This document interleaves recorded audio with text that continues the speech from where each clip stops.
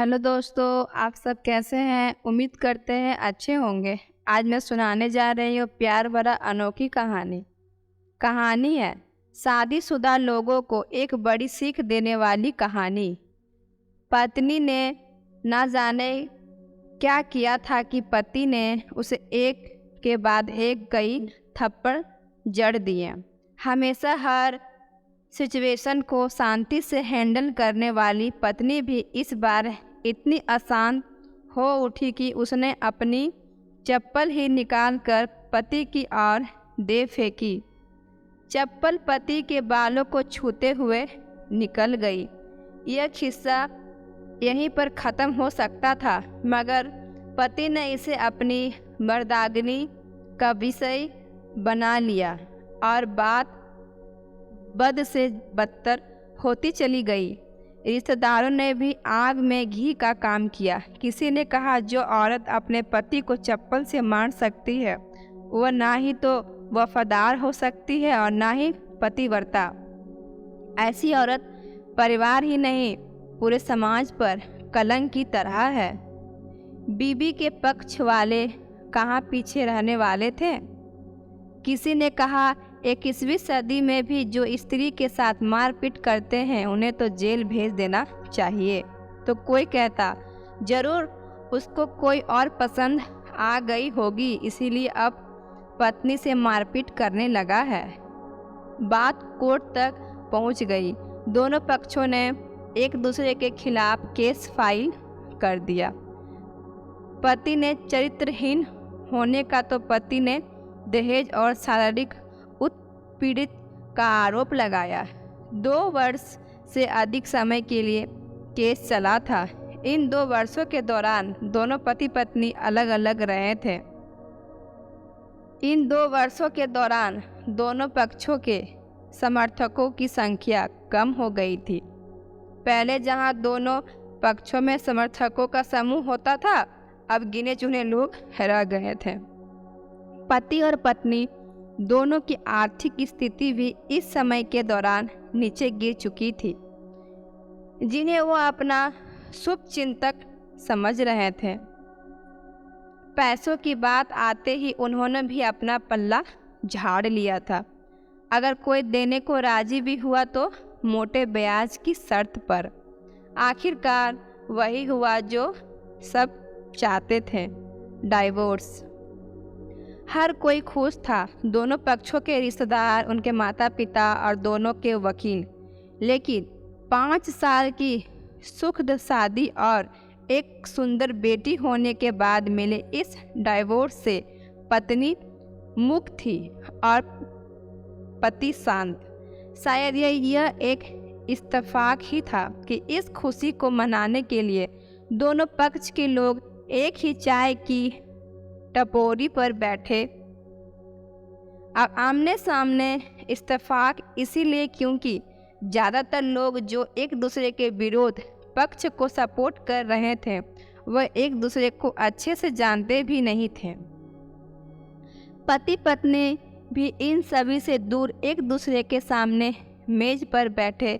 पत्नी ने पति से कहा, अब तो खुश हो गए ना, तुम्हारे मन की जो हुई है मुबारक हो। तुम भी तो आज जीत गई हो। मुझे तलाक तो तुम्हें भी मिल गया है। कॉन्ग्रेचुलेशन टू यू, पति ने कहा। तलाक को तो तुम जीत का प्रतीक समझते हो, पत्नी ने पूछा। पति चुप रहा। थोड़ी देर की शांति के बाद पत्नी ने कहा, मुझे तुम्हें 5 लाख रुपये अभी और हर महीने 8,000 देने का आदेश है। अभी मेरे पास पैसे नहीं है, इसीलिए हमारा मतलब मेरा जो सिटी में फ्लैट है उसे तुम्हारे नाम कर देता हूँ। पत्नी बोली, लेकिन उस फ्लैट की कीमत तो 18 लाख की है। हाँ, लेकिन हमारी बेटी तुम्हारे साथ है और आगे जाके उसके खर्चे भी बढ़ेंगे, तुम्हें थोड़ी आसानी होगी। पति ने कहा, नहीं नहीं, मुझे सिर्फ 5 लाख ही देना और तुम हर महीने 8,000 तो देने ही वाले हो। मैं मैनेज कर लूँगी, मगर 5 लाख नहीं है। तब भी कोई बात नहीं, पत्नी बोली। दोनों फिर शांत हो गए। पति सोचने लगा, कितनी भोली और समझदार है ये औरत, जो कुछ समय पहले तक मेरी पत्नी थी और अब अनजान यह वही है जो कम से कम खर्चे पे घर चलाती और पैसे बचाकर मेरे जन्मदिन और बर्थडे पर हमेशा मेरे लिए नए कपड़े खरीद लाती। कभी बीमार भी हो जाते तो पैसे बचाने के लिए मुझे मालूम नहीं होने देती और घरेलू नुस्खे से अपना इलाज कर लेती। मगर घर में कोई और बीमार होता तो तुरंत डॉक्टर के पास लेकर जाती। मेरे ही मति मारी गई थी कि मैं ही अपनी झूठी मर्दागनी के चक्कर में इतनी बड़ी गलती कर बैठा। पत्नी ने दिमाग में भी उथल पुथल चल रही थी। अभी भी वैसा का वैसा ही है। पहले भी खुद से ज़्यादा हमारे बारे में सोचता था और अब भी वही कर रहा है। यह वही आदमी है जो मुझे एक्सीडेंट से बचाने के लिए खुद मोटरसाइकिल के आगे कूद पड़ा था और अपनी उंगली तुड़वा बैठा था। पता नहीं कौन सी महसूस घड़ी में झगड़ा कर बैठी। पत्नी ने मौन तोड़ते हुए पूछा, अब तुम्हारे कमर का दर्द कैसा है? ज़्यादा तकलीफ तो नहीं होती?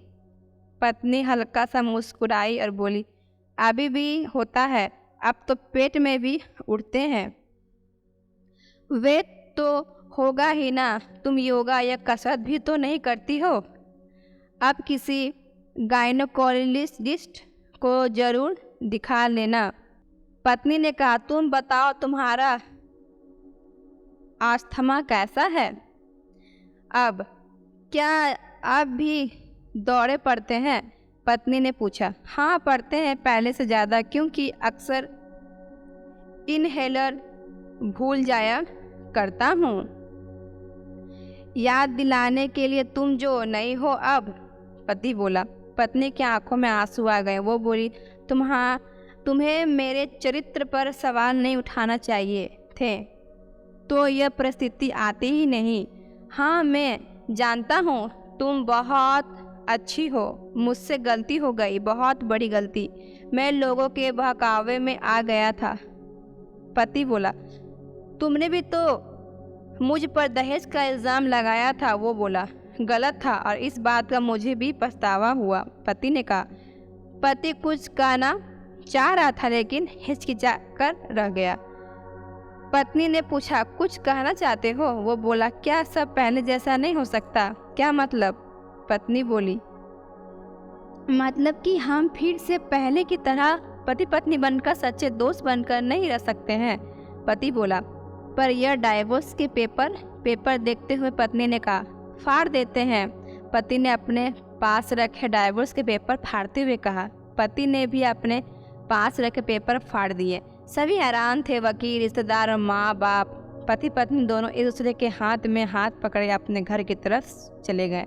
दोस्तों, यह कहानी उन हर पति पत्नी के लिए बड़ी सीख है जो छोटी मोटी बातों पर लड़ते हैं और इन झगड़ों को बड़ा बना के अलग होने का डिसीजन लेते हैं। प्यार और झगड़ा तो एक सिक्के के दो पहलू की तरह है, दोनों को स्वीकार करना होगा, तभी ये पवित्र रिश्ता उसकी मंजिल तक पहुंच पाएगा।